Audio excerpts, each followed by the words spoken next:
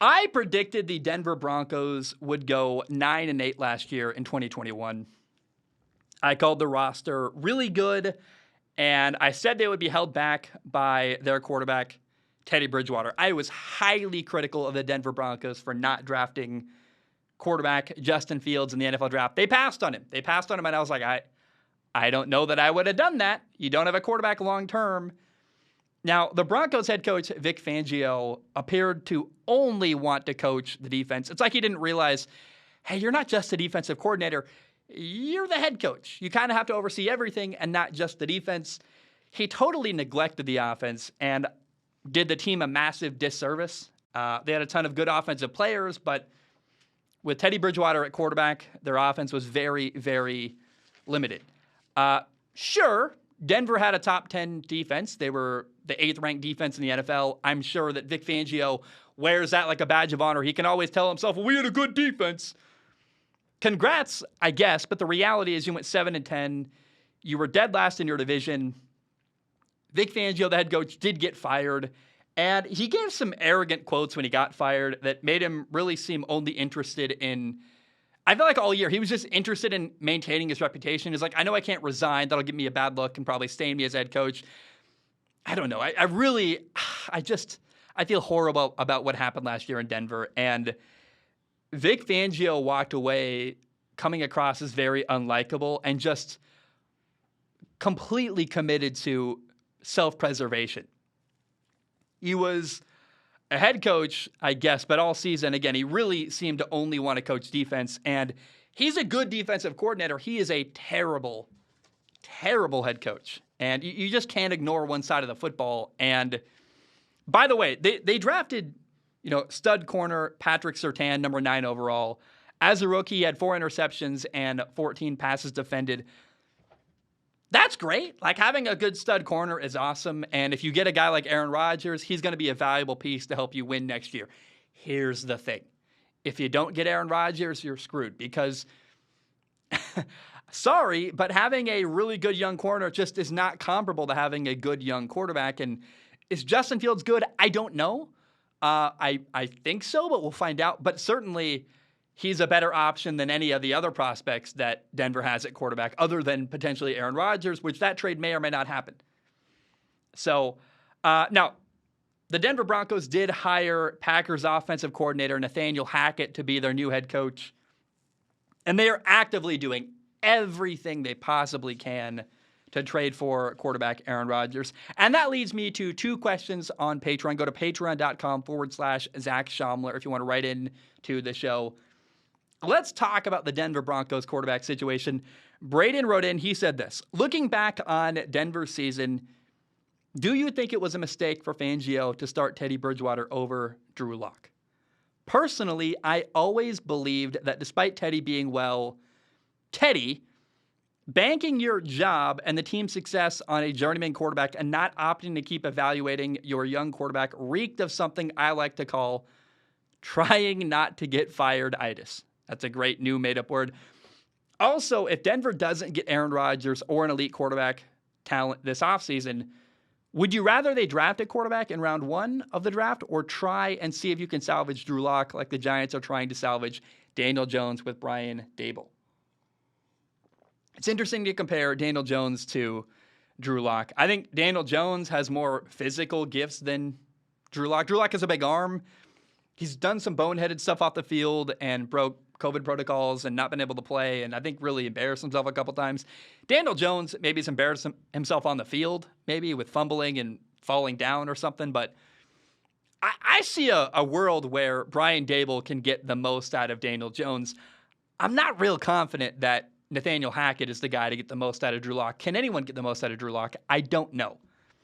Now, the shame is that Teddy Bridgewater didn't help Denver at all last year. Like, he was just neutral, if not negative. And here's what's the shameful thing. We didn't get an opportunity to see what Drew Lock can do. Like, he never got a shot. And Vic Fangio never giving him a shot. Like, he literally seemed to hate Drew Lock. And I've talked about this before. Like, I don't know. I think he made up his mind and decided I'm not going with Drew Lock no matter what happens. And it really hurt their football team. Now, are any of the quarterbacks in the draft better than Drew Lock? I don't know. Like, Malik Willis is awesome. He's really raw, but he's very talented.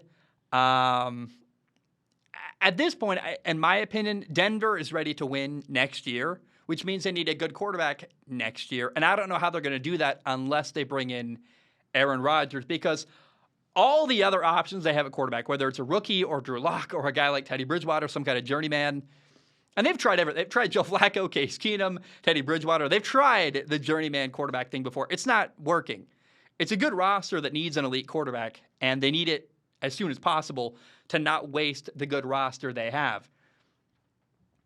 I just go back to, I wish they drafted Justin Fields. They really had an opportunity there to get a talented guy and maybe mold him into a good quarterback. Now, Vic Fangio appeared just uninterested in developing a young quarterback, so they drafted a great corner, but again, a great corner doesn't win you games the same way a quarterback can.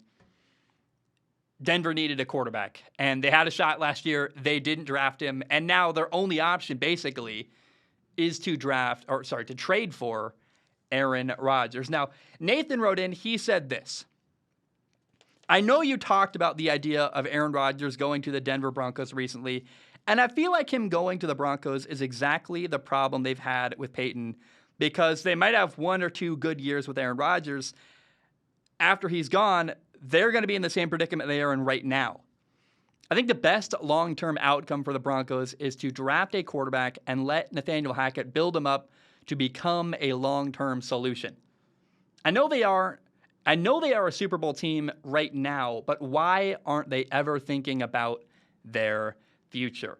Well, they tried. I mean, they drafted Paxton Lynch thinking he was going to be their long-term quarterback. They tried Brock Osweiler. They've tried a lot of different stuff in Denver. None of them have worked.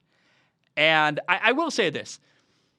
I mean, were you not happy to win a Super Bowl?